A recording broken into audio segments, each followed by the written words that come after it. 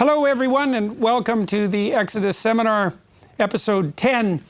Yesterday we started walking our way through Exodus 20, which is known universally as the chapter that contains the 10 Commandments. We got through approximately the first 5. We're going to take it from the top today, concentrate on the last 6, and so away we go. Exodus 20, 1. And God spake all these words, saying, I am the Lord thy God, which have brought thee out of the land of Egypt, out of the house of bondage. Thou shalt have no other gods before me. Thou shalt not make unto thee any graven image or any likeness of anything that is in heaven above, or that is in the earth beneath, or that is in the water under the earth. Thou shalt not bow down thyself to them, nor serve them. For I, the Lord thy God, am a jealous God, visiting the iniquity of the fathers upon the children, unto the 3rd and 4th generation of them that hate me, and showing mercy unto thousands of them that love me, and keep my commandments. Thou shalt not take the name of the Lord thy God in vain, for the Lord will not hold him guiltless that taketh his name in vain. Remember the Sabbath day to keep it holy. 6 days shalt thou labor and do all thy work. But the 7th day is the Sabbath of the Lord thy God. In it thou shalt not do any work, thou, nor thy son, nor thy daughter, thy manservant, nor thy maidservant, nor thy cattle, nor thy stranger that is within thy gates. For in 6 days the Lord made heaven and earth, the sea, and all that in them is, and rested the 7th day. Wherefore the Lord blessed the Sabbath day and hallowed it. Honor thy father and thy mother, that thy days may be long upon the land which the Lord thy God giveth thee. Thou shalt not kill. And with that we enter the domain of the commandments that we haven't yet discussed. Dennis, you got anything to say about thou shalt not kill? It'll be brief. It's an incorrect translation, but I don't blame the King James people. I do blame any modern translator who translates it as do not kill. It's do not murder. Hebrew has 2 words for homicide or for killing, just as English does. Kill and murder. In Hebrew, harag and ratzach. This is ratzach. It's clear it's do not murder. Murder is illegal killing. There is legal killing. You can kill an animal to eat it. You can kill a human in self-defense. So if it said do not kill, we would have to be pacifists and vegetarians. Mm-hmm. Mm-hmm. And so can we delve perhaps more particularly into the distinction between murder and killing? You mentioned self-defense. I suppose that's extended under some conditions to self-defense and warfare. Yes, yeah, that's right. Yeah. Yes. So as far as you're concerned, this is clearly not a call to something like pacifism or I would only vegetarianism. correct, it's not as far as I'm concerned. Yes, okay. As far as the Bible's concerned. Okay.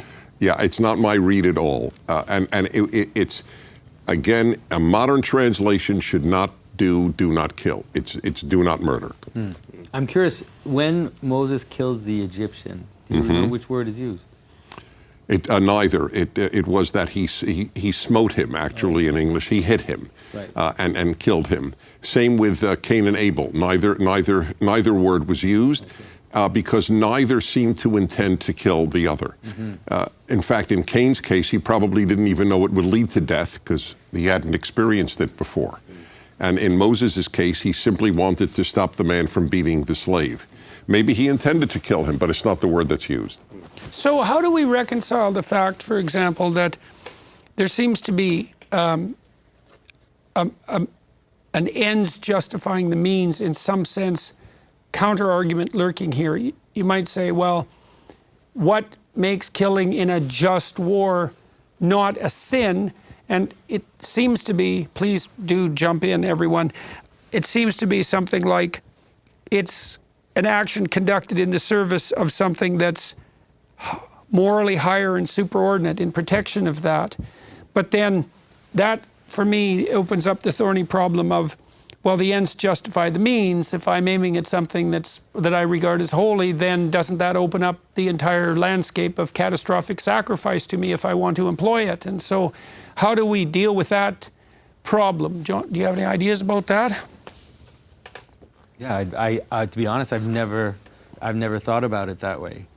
And so, I mean, there's clearly reasons to kill, like in the text, we will find reasons to kill because a lot of the laws, let's say the penalty for a lot of the sins in the text were going to be death.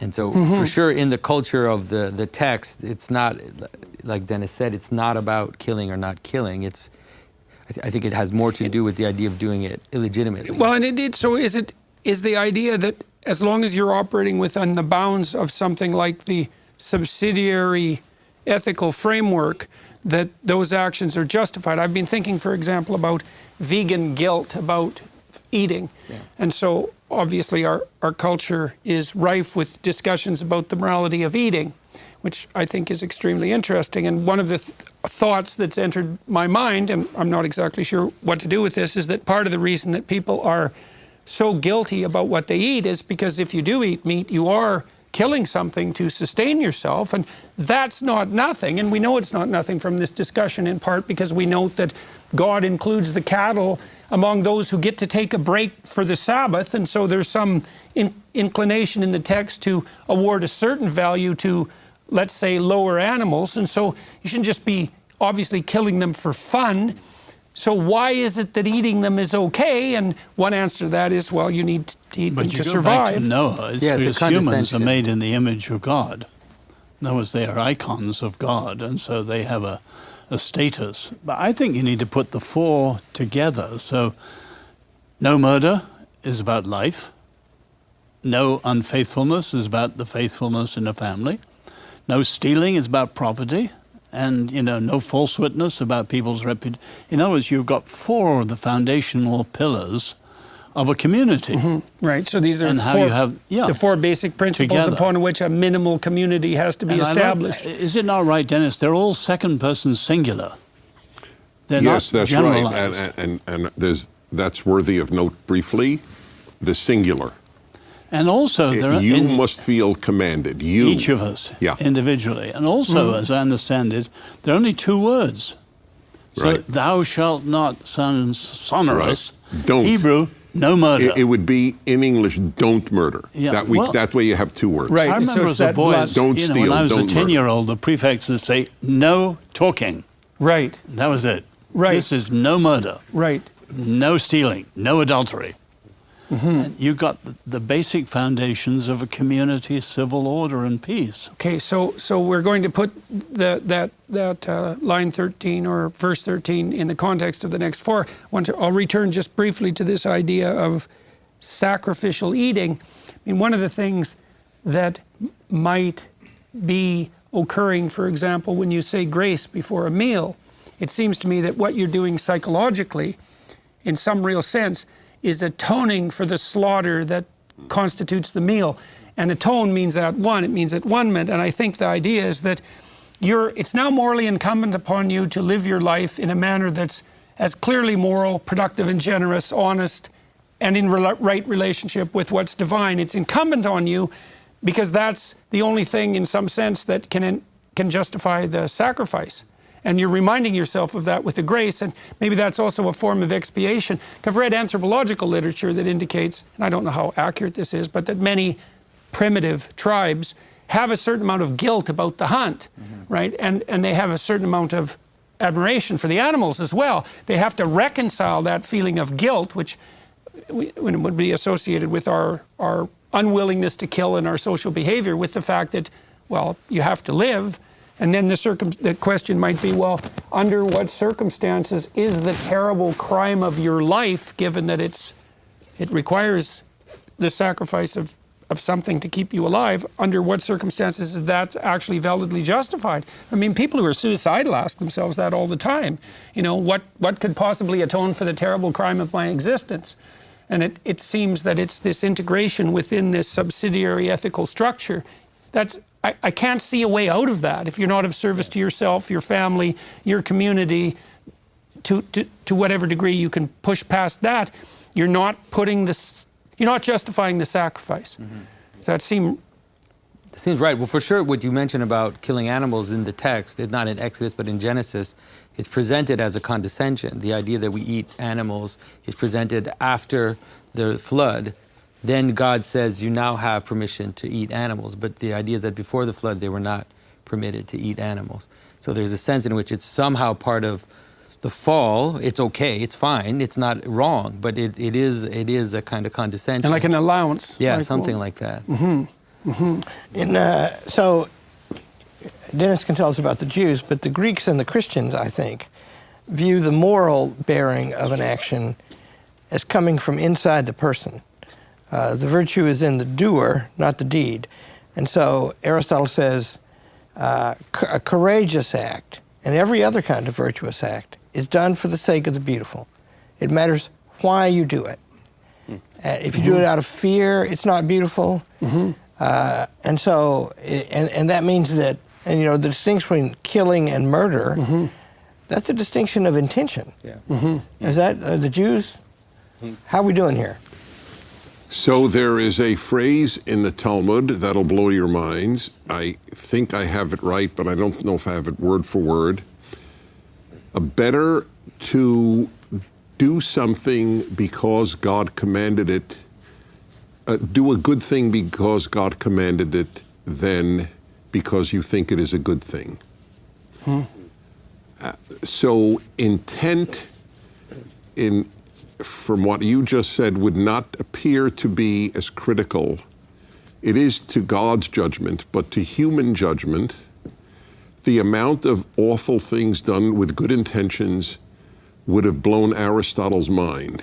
100 million people died in the name of communism, which was theoretically filled with good intentions. So you're bringing up the thorny problem of the fact that people can feel full well that they are acting in accordance with... Yes, exactly. I meant well is not an excuse. When I would speak to Jewish audiences, there would be people in the audience say, it's really awful, all these hospitals, they have the wing, this cancer wing named after this Jew who donated. And I go, why is that awful? I don't understand it. If my wife's cancer is cured in the Rosenberg wing, I love Rosenberg. That he wanted his name known, so what? If I pee in the Rosenberg toilet, I'm grateful to Rosenberg. I don't understand. So is your point something like, because this is very complicated, because obviously one of the things we do when we interact with people on a day-to-day basis, and even judicially, is we do judge them on the basis of their intent. We're certainly more likely to let someone off the hook if we're convinced that they meant well than if we're convinced that they meant harm or malevolent harm. But your point is, well, so my point is, I don't know who means malevolent harm. Roy Baumeister, I'm sure you're familiar with. I had him on my show regularly. Said the people with the most self-confidence and high self-esteem were murderers in prison. Very few people wake up going, oh, I'm going to ruin somebody's life today. The Nazis thought they were doing good. The communists thought they were doing good. Everybody thinks they're doing good. I don't know anybody who wakes up and thinks I want to do evil. So therefore, I'm not an intentions man. I've met some people like that, but I get your point. I mean, I do think there are people who set out to do harm, and I think the kid who showed up to Columbine High School, for example, he clearly set up to do harm. Right. I think it's we might be confusing levels, because I think what Oz was pointing to is very important, is that these rules are something like objectively the manner in which people bind together. That is, the idea of not stealing, it's not just a question of morality of just tapping your fingers because you did something wrong. It's like if you steal from people, then things will break down. You won't be able to be a people if these things happen in your community. Now, then if you take this, you take it away from the community and now you apply it as a way of life, or as a code of life, then intention definitely does matter. Okay. Because if you're going to transform into something more, then you can do all kinds of things that look right on the outside, but that are ultimately corrupt. So tell me if this is what you mean. So imagine that we could say there's a set of minimal principles by which a community has to operate, and maybe those are summarized to some degree in the Ten Commandments. You can think about that as an iterable game that's playable across time, that unites people psychologically and socially.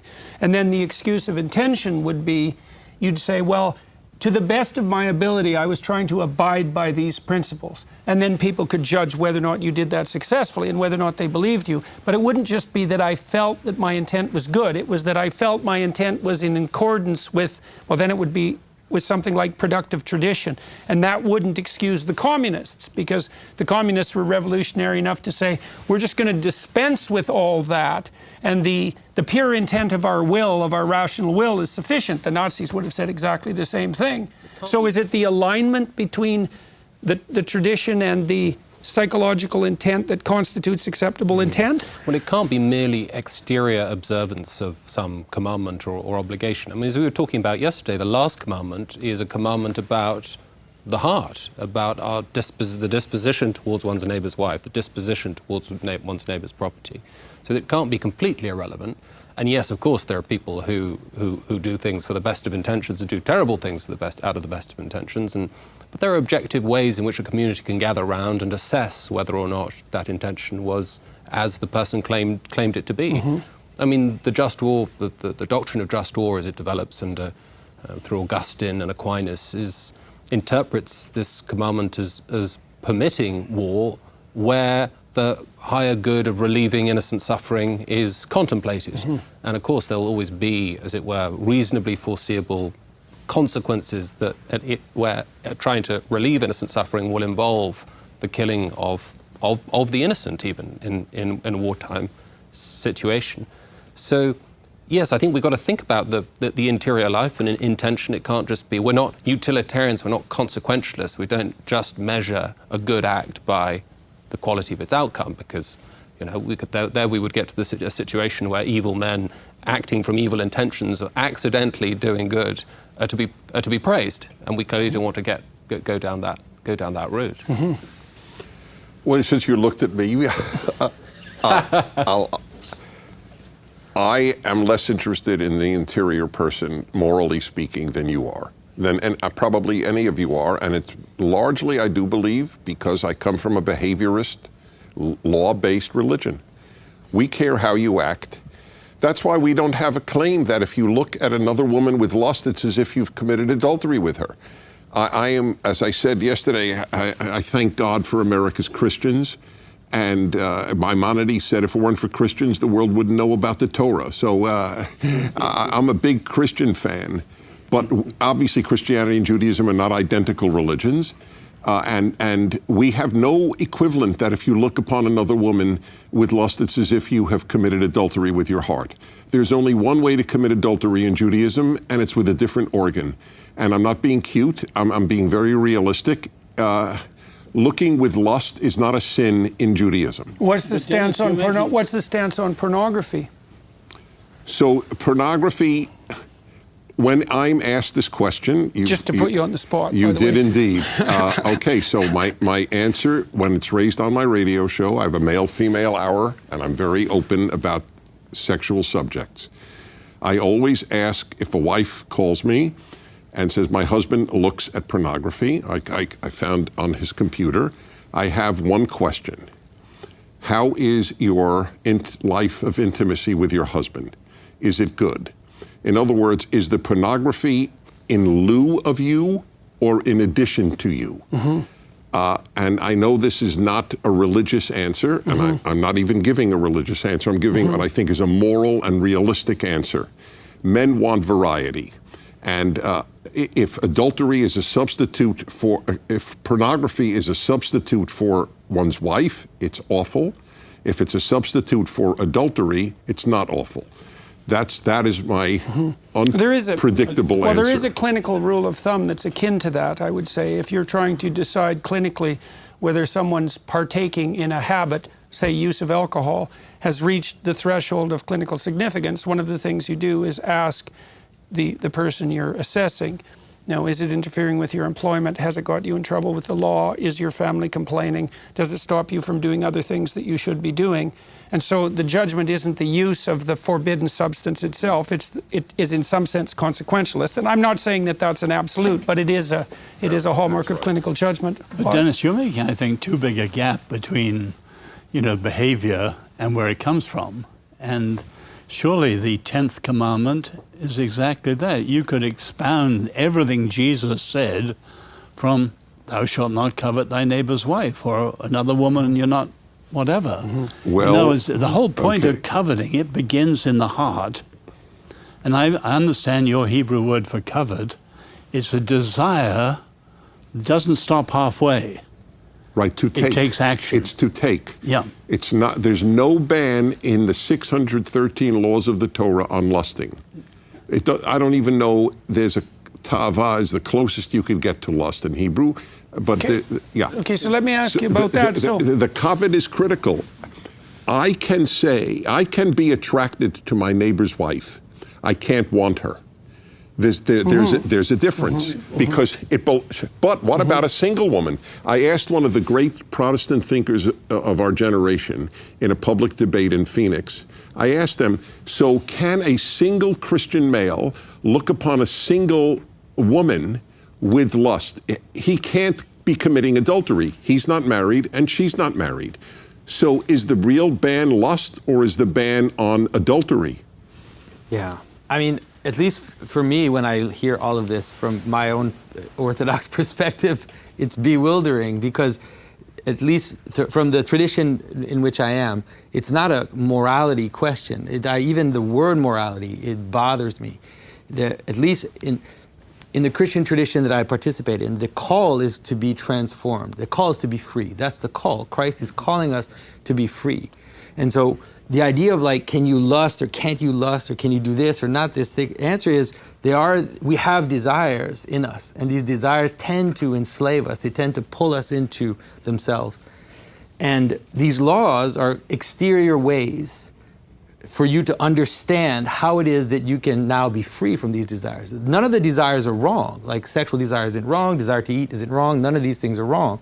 The problem is when they capture you. The subordination. Right, and so it's not about like trying to figure out if I'm sinning or not sinning. Like if I go to confession, I ask forgiveness for all the sins I've done, voluntary and involuntary. It's like I'm sinning all the time. If you want to know, like every all day long I'm sinning. But that's why you're so much fun. That's right. That's what's so much fun. But the idea is rather that to attend to my desires in the sense so that I'm not captured by them, so that I don't become obsessed, so that I don't fall into that.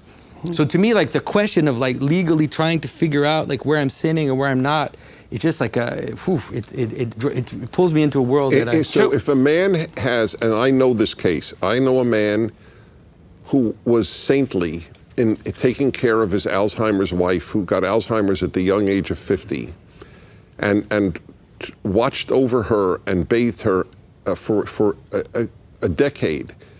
And then, so I would just ask, you asked me about pornography.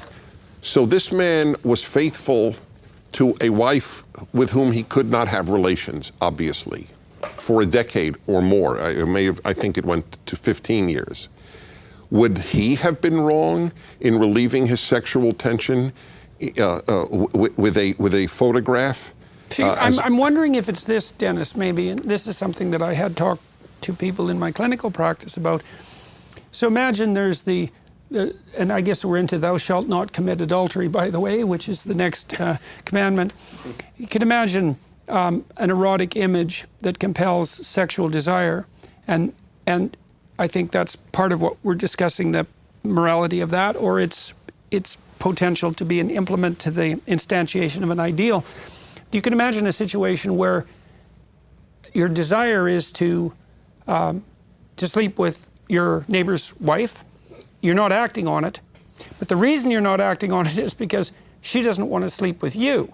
Now, it still seems to me that given that your desire is to undertake the act, and the only reason that you're not able to manage it has nothing to do with your moral stance, it has to do with the impossibility of the action. Now, given I don't know how you would deal with that, because that's a violation of do not covet. He's coveting his neighbor's wife. It's clear as a bell. Okay. Here's a point worth making. There's a great gulf between the 10 Commandments and the Christian faith in this way. First of all, by the way, the 10 Commandments are painfully obvious, aren't they? Doesn't everybody know that before the tablets? But I had a great teacher. Most of my great teachers were Jews. Dennis will say maybe that's why I know things. But I wouldn't say that. I do. But there's a great man. He's dead now. His name was Harry Newman, and he styled himself a nihilist.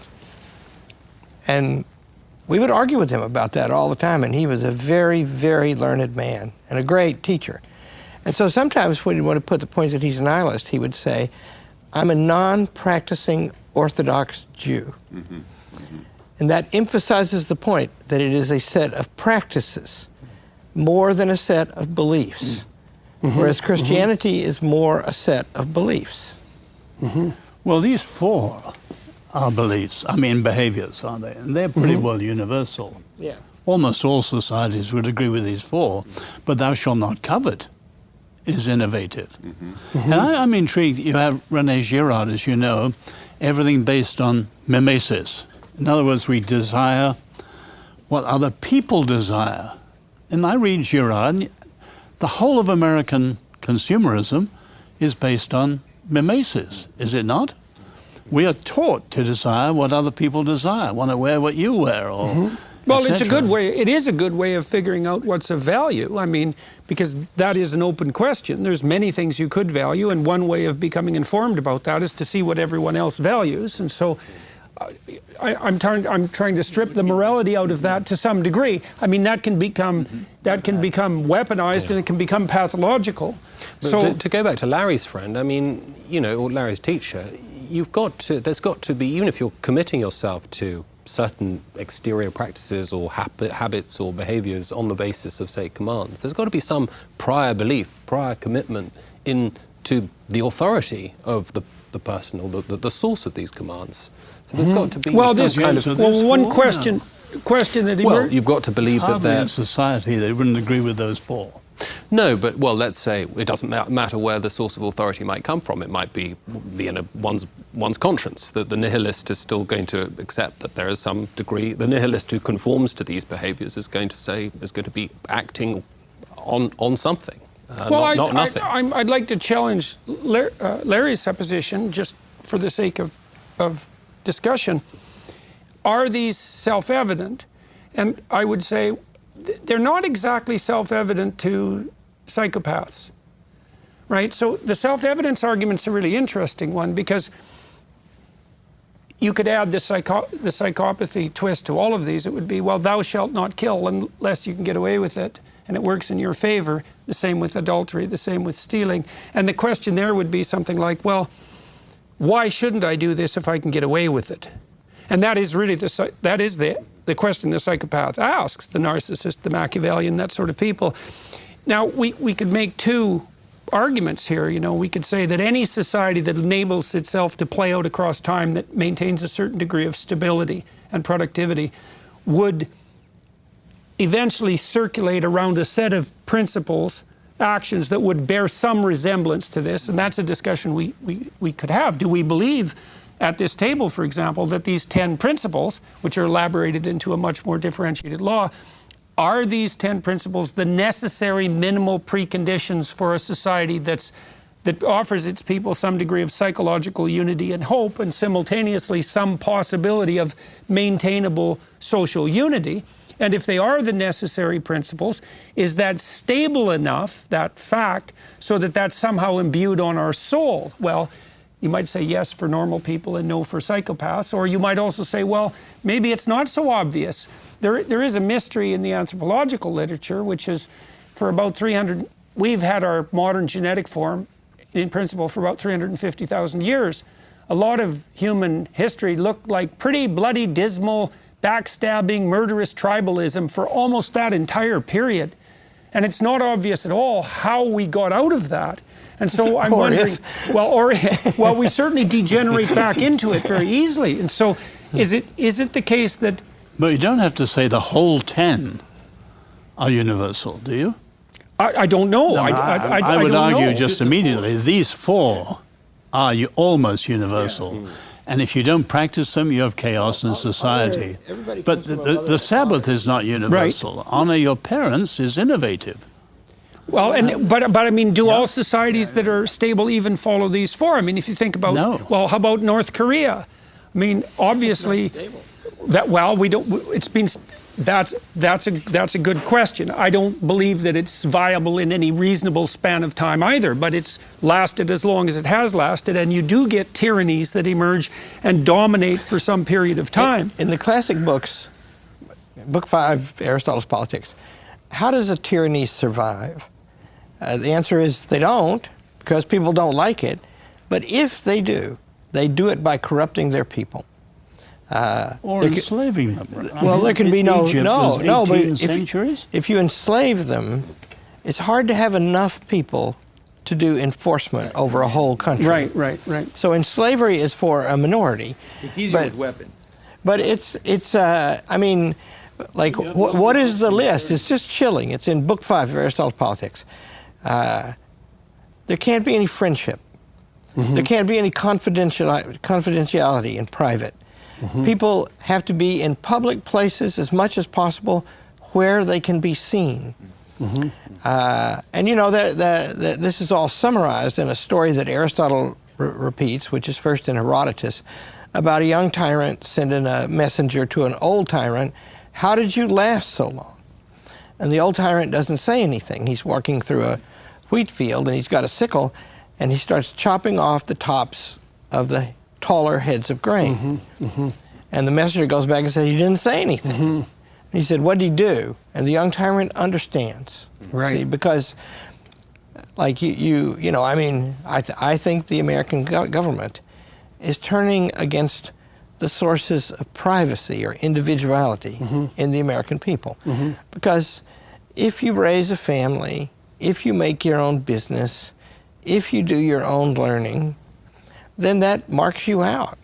And that means that you're authority. I mean, why did Adolf Hitler hate the Jews? Transnational, eternal people. Mm-hmm. But he hated successful generally. But he hated the Christians too, you see, because they claimed a source of authority beyond him. Mm-hmm. And that tyrants don't like that, see. Anything transcendent has got to be destroyed. Yeah. Mm-hmm. Well, maybe that's what explains, just going back to Oz's point about these 4 commandments being universal. I mean, we can accept that they are universal. I mean, I think they are actually on the Code of Hammurabi, which is from the 18th century BC, and there are other similar kind of legal codes. But the difference there is that the commandment is being issued by the king, by the tyrant. Whereas here you've got, as we're reminded in the Sabbath commandment, they're coming from the source, the Creator, the source of the moral order. So it's like they're written on your soul. So there's something, so it's only gathering a special strength, I suppose, as they're pronounced in this context. There's another huge difference. The Code of Hammurabi has 3 classes. That's right. The aristocracy, yes. The ordinary people, and the slaves. Yeah. Whereas here, the whole people agree to it. That's right. Mm-hmm. And the covenant applies to the whole people. As we'll see further down. James, I'd like to develop that argument that you just put forward more too, because the problem with it being from the king is that means that the source of the morality itself is from the king.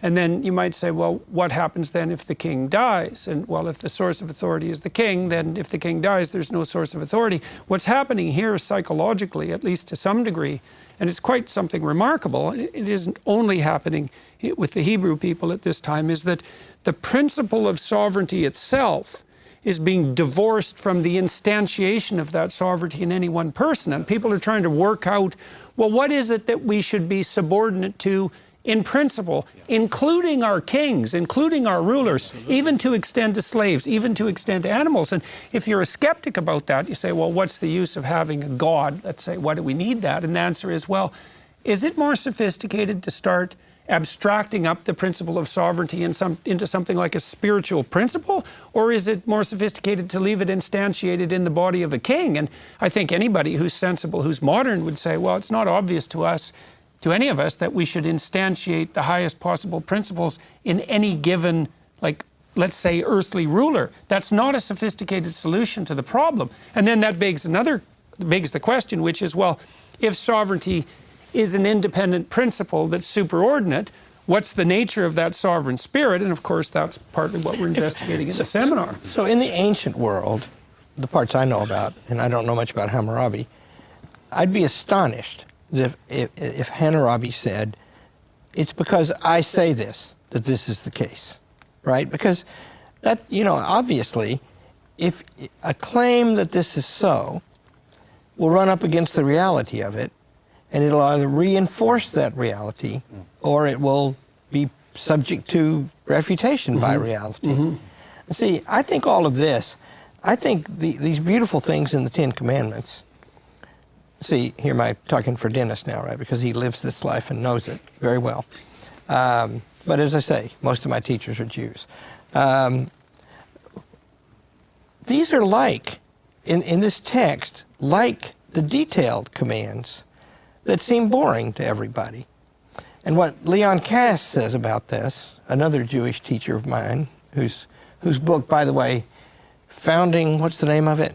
God's Nation. Founding God's Nation. It's just a wonderful book. Have you read that book, Dennis? Yeah. Yeah. Did you like it? I've had him on, and look, he's terrific. Do we agree on everything? We're two Jews. Yeah. Churchill said, wherever there are 3 Jews, there are 2 prime ministers and 1 leader of the opposition. Oh, that's very funny. I never heard that one. But the point is, these poor people are being marked out for a demonstration of God's providence. And it's hard duty. And they have to demonstrate visibly in public so we can see, right? And then when they fall short, we can see that too. And there are punishments for that. It's, the worst thing that can befall a people is to get chosen. Well, we could also point out too is that people have a real hard time often with the idea that God would choose a people to lead, let's say. And one of the things I'd like to say in favor of that idea is that, well, ideas have to start with a few people somewhere. Right? It's not like you can have a revelatory idea and then everyone has access to it instantaneously, like that second. It has to begin somewhere. Now, but that also introduces us to a contradiction in what we've put forward here too, because we're trying to argue in some sense for a moral universalism, and we're also trying to argue for a Hebrew exceptionalism simultaneously. And the exceptionalism seems to be maybe partly that to the degree to which this is made explicit and to the degree to which, to some degree, it's psychologized in such things as thou shalt not covet. I mean, the ancient Mesopotamians, earlier than this, I would say, or perhaps at about the same time, they had already worked through the idea that sovereignty was separate from the emperor, in that for the Mesopotamians, the emperor was only sovereign insofar as he properly incarnated Marduk. And Marduk had eyes all the way around his head, so he could see everywhere, and he could speak magic words. So they had a doctrine of the word in some sense. And the notion there was that, well, you got to be sovereign only insofar as you were an embodiment of Marduk, and the principle of sovereignty itself had been abstracted up into the realm of the gods. So obviously other societies in the Middle East at about the same time period were starting to move towards this notion of sovereignty as a principle that wasn't merely a manifestation of the state. Jordan, you keep talking, and I may be misunderstanding you, so forgive me. But as if human ideas are working their way up, and the Hebrews sort of got higher than anyone else with this brilliant idea. And surely the whole point of Exodus is they encountered a God who was transcendent and different. And that notion, you must be holy as I'm holy. Well, the essence is I'm set apart from all the other gods. I think that your comment and criticism is accurate, but I'm wondering, see, to me what's happening is something is reaching up from below and descending from above at the same time. And so let me give you an example of that that's maybe within the text. So remember now, before Moses has his revelation, before he receives his revelation, he sits and judges the people for, well, we don't know how long, years, enough to wear him out. And so you could imagine that he's been exposing himself to all this conflict between the Israelites. But he doesn't meet God at Sinai. He meets God at the burning bush. Well, in other words, that's right, but God descends with the rules at Sinai, and but to me that means that Moses has been prepared to receive this revelation by the fact that he has observed the principles by which a people must govern themselves in painful detail for decades. And so, because we also have the question is, well, why would Moses be the one to receive the revelation? And I would say, well, he's in the right place at the right time doing the right thing. And I do see this bottom-up yearning towards the divine, let's say, making itself manifest at the same time that the divine is reaching down to deliver the revelation. It's still the case that when Moses gets the rules, it's a revelation and it's a codified revelation, but the ground is prepared because the Israelites, he's already spent a lot of time organizing the Israelites so that to the degree that they're peaceful and already a nation, they're kind of doing this already. They don't know it. It's still locked in procedure. It's not explicit. The reach down starts with Abraham. Okay. So, and I would just challenge you to put the descent as strongly as the ascent, always. Right. That's fine. I mean, I agree, but I understand why Jordan is trying to formulate it that way, because I would say historically, and what we've noticed in the past few years, is that when we formulate it bottom up for people, they get it. And it's as if people have become so blind to what it means to have vertical revelation. As soon as they hear that, they think superstition, and they stop listening.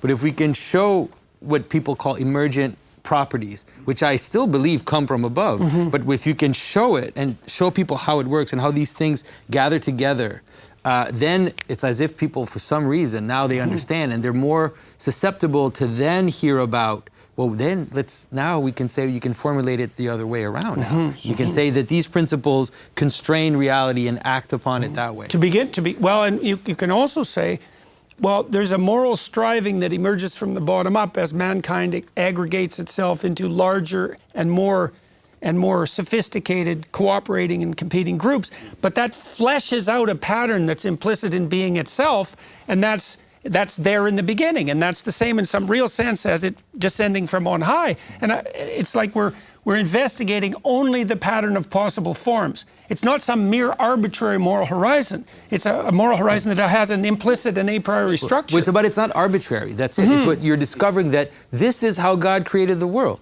God created the world. These are the actual forms that God created. The things that he's saying are not arbitrary. They are revealing the patterns of reality. And so it is possible, like you said, to notice the inklings, the yearning, the searching, and to see people kind of grasp at it and find, let's say, fragmentary versions of it. And then at some point it clicks and it joins together. Yeah. And that is the revelation.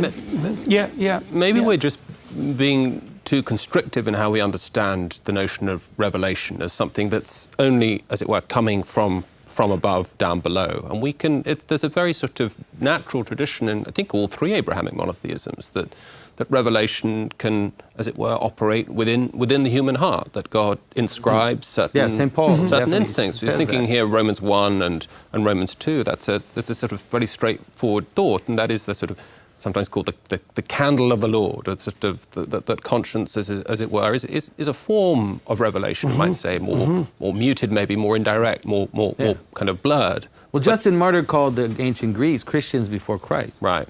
I mean, he used that term. Yeah. And there's also other monotheisms. We tend to really focus on the Abrahamic tradition, but there's also Mazdaism, is what we call Zoroastrianism today, is a very ancient form of monotheism which existed prior to, happening at the same time. Exactly, yeah. I mean, surely in some sense the whole notion of revelation, the whole notion of giving laws at all rests fundamentally on the idea that those to whom that is given are already something that can internalize and take that on. Otherwise it's just it's just chaotic sound, or the law itself is incoherent unless we are already something that can take on the law. I'm just wondering if I've got a simple question. In some sense, yesterday we talked about the first four commandments are sort of our relation to God, and then, or let's say to the divine, and then the last 5 are sort of our relation to each other. In some sense, the giving of the law is the constituting of a community of faith or belief or practice. And the honor the father and mother, we said, is the kind of the fulcrum of those, because in some sense it's you move from God to the world in which you are embedded. There's a history there that has an objectivity that you have to honor in relation, and then you come into the present of the current community with "Thou shalt not kill" or murder. Thank you, Dennis. In some sense, is like there is no human community at all if there's chaotic random killing. I mean, it's totally it's like the beginning point of any stable community has to be that, because there's no life. You can't. There's no community if you eat each other. Well, exactly. And so the other ones are going to be further elaborations of what life can be if you have it. But why is the next one, "Thou shalt not commit adultery"? I mean, and just to ask the simple question, why does that matter? Well, you might say, if you're a biologist, you'd say, well, survival and reproduction. I mean, those are the two fundamental, what would you say, necessities of propagating life. But you can reproduce perfectly well through adultery. Not if you get killed for doing it.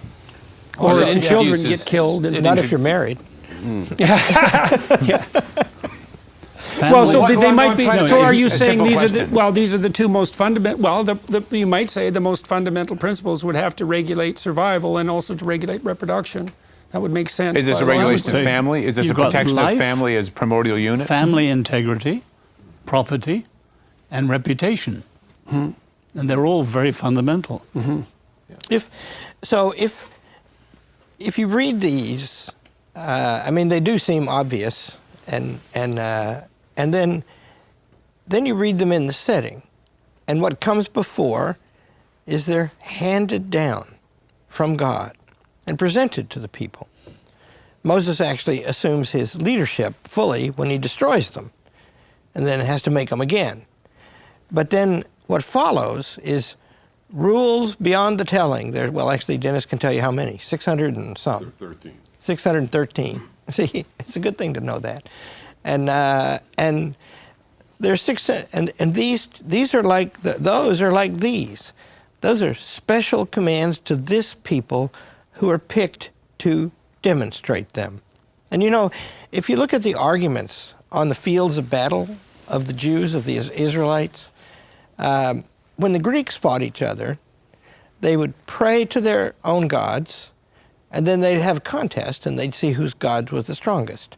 Well, it's like that in the Old Testament, in the Bible, as we say, but it's different too, because our God is the only God, right? And that claim, that's revolutionary in ancient times. I don't think that claim is being made in the Ten Commandments, because when he says there's plenty of gods, the gods are there. You have to read this in light of that. This is the God, and these are my people, but I'm still everybody's God, right? Yeah, he's the transcendent God. That's it. And then there are lower gods, like angels and all these other beings. There are lower gods in reality, in the human reality, but they're not really gods. Well, they're things that are worshipped. It's a contentious point that I've noticed has been kind of hovering in the background. We've not really settled it. Are we committed to the idea of henotheism, the idea that there's a God, Yahweh, the God of Exodus 3:14 is the top God, but there are, in reality, not just in our human reality, our human imaginations, actual gods? Or are we saying this is... You mean in the eyes of the Bible, in the eyes of God, in the eyes of Moses? All of those, in some sense. Okay, so one by one, it's a very fair question, but analyzing it, so do we entertain the idea that God himself, the creator of the universe of Genesis 1:1, believes there are other gods, or believes that there are things that people worship and call gods? Well, that frames the dilemma nicely. Is it the first or the second? Is it henotheism or monotheism? So there are principalities and powers, there are... I think the Bible is monotheistic. That's what I'm totally with you, Dennis. Yeah, I know you. I know the philosophers of religion make this distinction. But I think the biblical view, the Lord alone is God. Yeah. And Calvin's idea, the human heart is a forge of idols. Well, the angels are named gods in the Bible by the text. Principalities and powers of Paul. No, but even the word. Yeah, the but words for the gods. people believe in those things. They do today. Reason. No, but the angels science. that God sends are called gods. By whom? I mean, the angels that are in God's service are used. Sometimes they use the same word. I don't know that that's so in the Hebrew Bible. They're not called gods. What about the Jews were not always monotheistic. What about the people who were sent to Abraham? The yes, angels. so they were angels. That's correct. Right, but they're on a divine mission. Right. So what are they? Hebrew has no word for angel. What's called angel, malach, is messenger. They're God's messengers. Mm-hmm. That's what angel means too in Greek. Yeah. So is it in the book of Revelation? You guys will know. Where somebody's going to bow down before emissaries from God, and the command is, "See thou do it not. I am fellow servant." You see? So I think this one God, I think that, and see, it doesn't make as much sense of the universe if there are many gods. Right. You know, in Aristotle and Plato, they're not many gods, right? I guess, well, then we're faced with the thorny problem under those circumstances is of how we conceptualize transcendent spirits that aren't reflective of the ultimate unity. So what do I mean by that? Well, we could take, this is an oversimplification, but we could take a god like Ares, god of war, say, and I'll do a biological reading of that. You can be ruled by anger. And you might say, well, yeah, but that's not a god. And I say, well, yeah, let's just hold on about that. First of all, it's not only localized in you, it's everywhere. Like the rage in your heart is the same as the rage in your heart and in your heart and in mine. It's maybe the same, or it's a variant on a theme, and it's the same force that could rage in an animal. It's tens of millions of years old. It's a pattern of neurological activation, you might say embodied activation, that's transcendent and immortal, and it can certainly rule you. And it has an ambivalent relationship to something that's transcendent, non-biological, because it fleshes out part of the implicate order. And so, like, is rage a god? Is lust a god?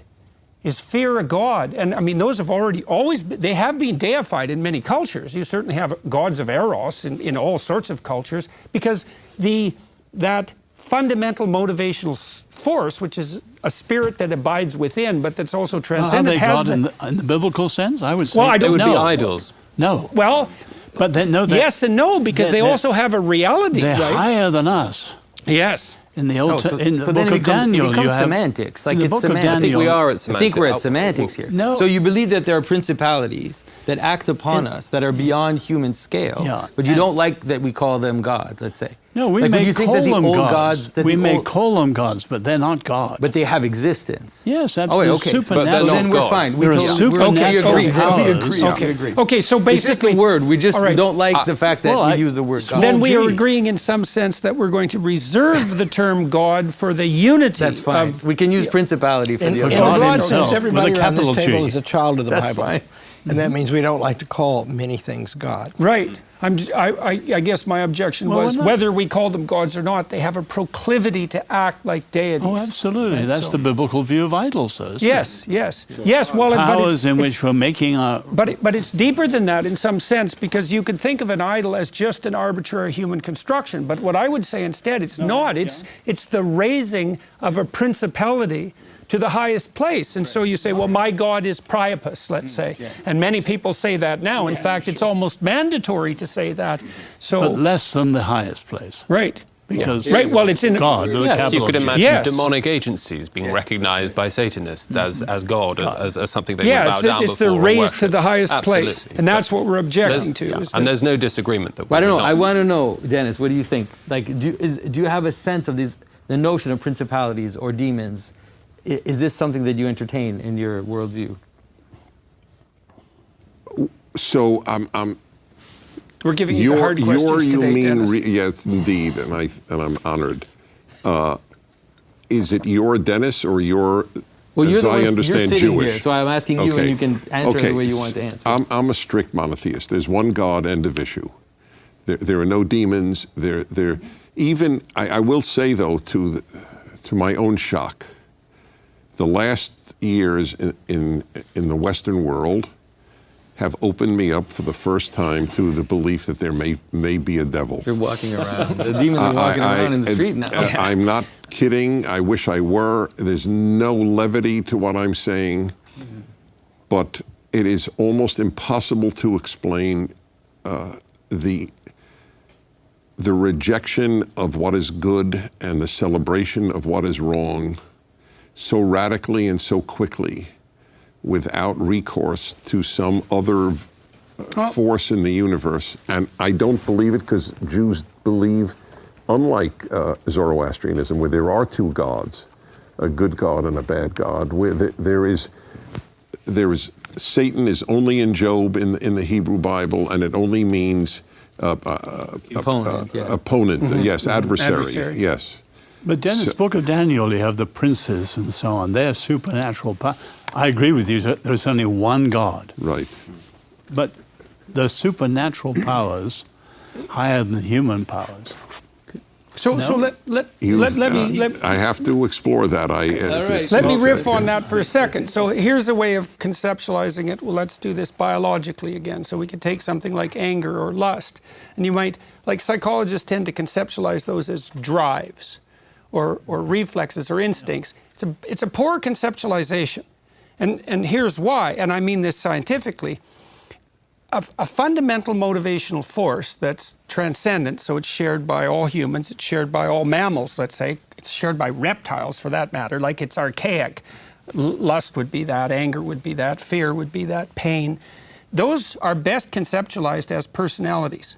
And why do I say that? It's because they have a viewpoint, they have a telos, they frame emotions. Like the best way to think about anger is a personality, and you know that perfectly well. If you get very irritated when you're arguing with someone and you're possessed by the spirit of anger, it changes your perceptions, it changes your emotions, it changes your view of the future, your view of the past. It's a fragmentary sub-personality that then takes over the whole. And then you could imagine that a malevolent sub-personality, so for all intents and purposes a demon, is an aggregate of those fundamental sub-personalities that's integrated in a manner that's very, very powerful and that partakes of that motivational force. Maybe you're angry and afraid and resentful and lustful all at the same time, and that's it. It's like a very high-order malevolent spirit has got you in its grip.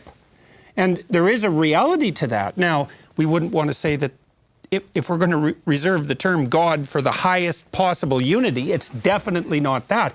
But it's certainly it's a transcendent principality, and it is a spirit and a personality. But the way you frame that, Jordan, is still basically metaphorical, isn't it? This is still, you talk about being possessed, but the language. I mean, the tradition, I mean, certainly the Christian tradition has demons. Demons have agency. But those demons are allied very closely to our passions. Sure. They're almost like a cosmic version of the local passion. And there are certain ways in which, through the kind of free agency of the individual, they could kind of admit they can conduct themselves in a way that makes them more vulnerable to those kind of external agencies. Well, they open the door to it. But would you accept that, Jordan? You would accept that there are, as it were, extrinsic sources that are going to operate on the psychological structures of an agent, in addition to the kind of cumulative weight of all the bad decisions. It's microcosm, macrocosm. Yeah. You have to see the human person as a microcosm, and then these cosmic forces. So we are. Okay. Was that what Jordan was setting out? I think. Yeah, you're comfortable with that. So. Okay. Well, it is complicated too, because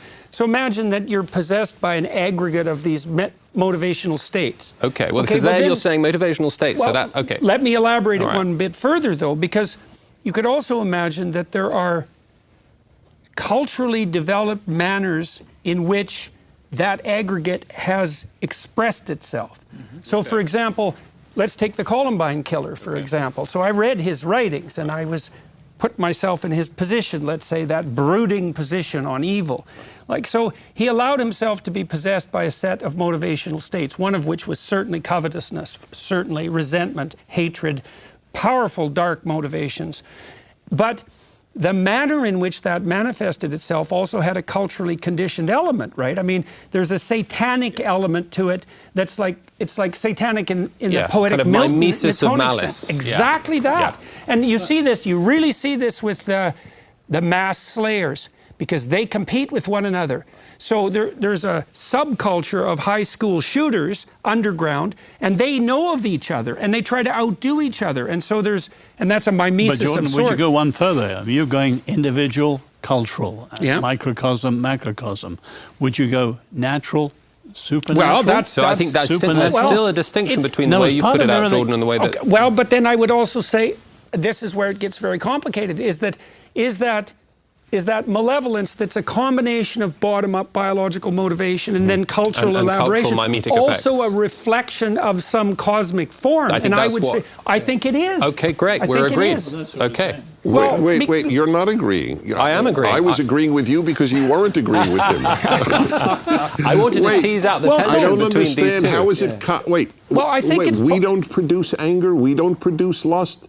They're outside of us? No, we're not saying that. Well, I thought that I don't understand what's being said.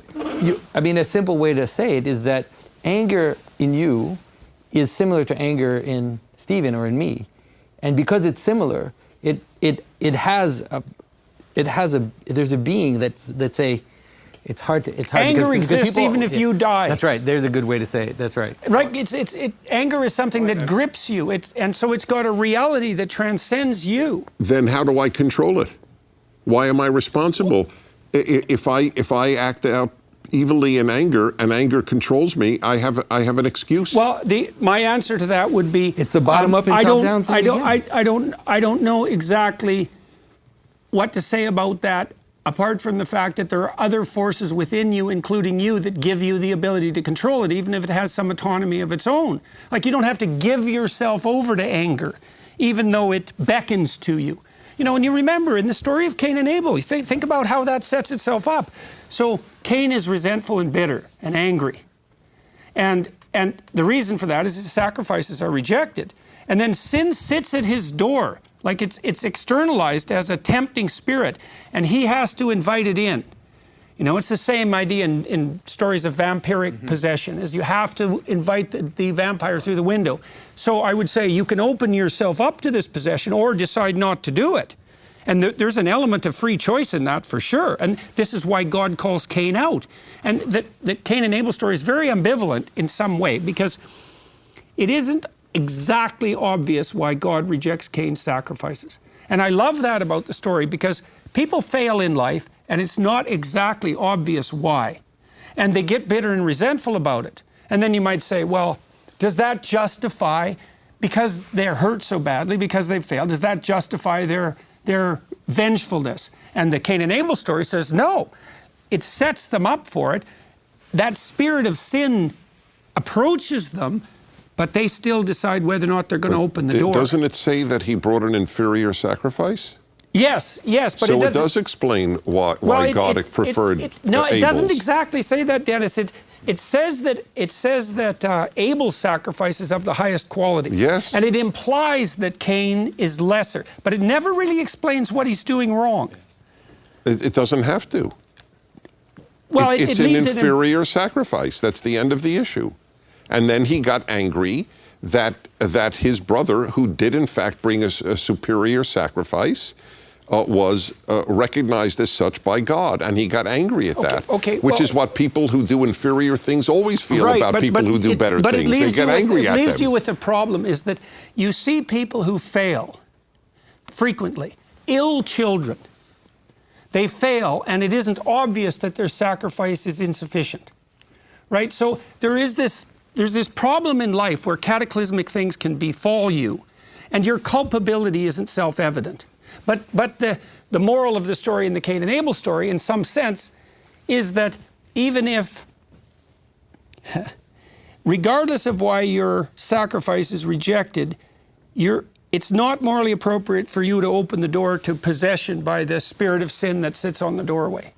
And I think the ambivalence in the story is actually extremely useful, because sometimes you fail for reasons that aren't obvious, right? You think, well, maybe my sacrifice wasn't of the highest quality, but I don't know why and I don't know how, and I failed and it's bitter, And aren't I justified now? And the answer is not even under those circumstances are you justified. But Dennis, you almost said if there's any force outside us, it's nothing to do with us. We're non-responsible. Yeah. And we're surely saying it's both and.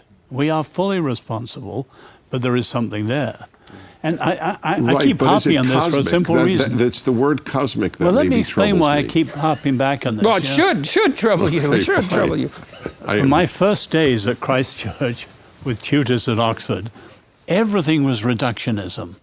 Following Feuerbach, God himself is a projection. And my whole psychological, sociological training was reductionism again and again. So I'm trying to resist that, saying it's always both and. God reveals, and we hear, etc. Yeah. That's why you want all those gods in there. Absolute justice to both of them. That's why all this is such a mess, right? Because God doesn't have all this trouble with the cattle. They're ruled by instinct. They do the right thing all the time. Whereas it's us. We're the problem, right? We have a will of our own, and that doesn't mean that we're not subject to powerful outside forces. Certainly, the testimony here is there's at least one powerful outside force, and we may not listen to that. Well, one of the ways I think of bringing this into kind of sharp relief, the commandments, is asking, well, what happens if you don't follow it, right? And we said yesterday with, have no other gods before me, and Jordan, you were so helpful in describing how if you don't have, subordinate yourself to a single unified higher principle, then, everything is chaos. If you don't keep the Sabbath, well, you lose sight of that principle, and you lose yourself in day-to-day instrumentality. But I'm wondering if we can ask this question as we work through the remaining commandments. Like, in some sense, thou shalt not kill. I think Larry is right. It is obvious, not that people don't kill, but the result of killing randomly is very palpably clear to any human being. I would say any basically well put together human being. But I think it might be somewhat helpful, and maybe sort of as one thinks, and indeed about our listeners, on to this wonderful chance that we have to talk this through. What have we observed as the effects in life of adultery, and then theft, bearing false witness, etc.?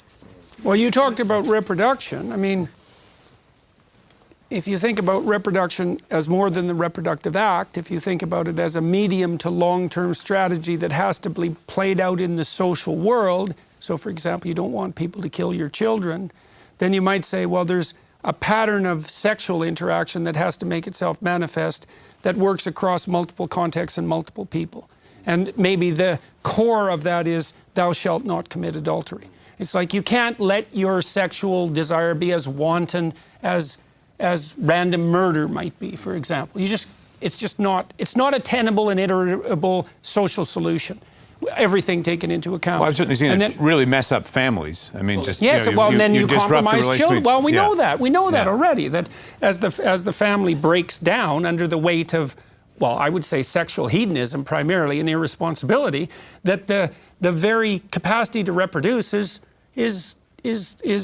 minimized, is reduced to a tremendous degree. Look at the birth rate. And in an anthropological or even an evolutionary context, I think I've heard you make this point before, Jordan. It confuses paternity, particularly in natural tribal societies. So as it were, it cuts adultery sort of by introducing this sense of uncertainty about paternity. As it were, it cuts the victim off from future generations. It completely destabilizes the kind of diachronic order of a society. Then it'll going to reduce paternal commitment. Right. And humans have this immensely long developmental dependency. And so if you reduce paternal commitment, you reduce reproductive fitness. And I think that's quite clear. Maternal vulnerability. Surely the answer to your question, though, Stephen, is Hobbes. In other words, Leviathan is the answer to what you are saying. Life, if we flout all four of those, will be nasty, brutish, and short. The war of all against all, and we'll be prepared to give up our freedom for what he calls a mortal god, Leviathan, to give us peace. This is the alternative. In the Mesopotamian creation story, that's exactly what's laid out, is that Hobbesian nightmare, is that creation rebels against the implicate order in the Mesopotamian creation story, and what happens is a terrible monster, which is the same thing as the Leviathan, symbolically speaking. It comes from exactly the same roots. The Leviathan, it's Tiamat, and that's Teom, by the way, comes back to wreak havoc. And so the notion is exactly, chaos is that if we destroy the implicate order, and that's the implicate cosmic order, and then you say, well, if there is an implicate cosmic order, there's an implicate cosmic disorder, and that would be associated in some sense with the principalities of evil. It has to be that way.